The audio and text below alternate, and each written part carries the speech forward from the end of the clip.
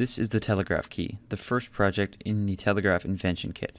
It uses electricity to convert physical motion into transmitted signals, often in patterns known as Morse code. As this begins to disassemble, take stock of your parts.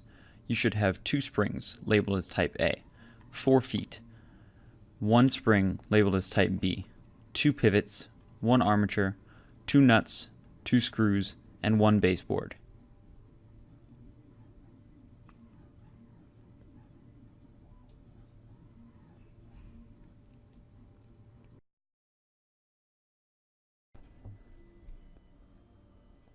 To begin constructing your telegraph, place 2 pivots on either side of the armature, placing this construction on the board. Then, put 2 screws in the armature and the base, screwing them in tight. Be aware that while your glue is drying, the pivots might be a little loose, so be careful when you're screwing on the screws.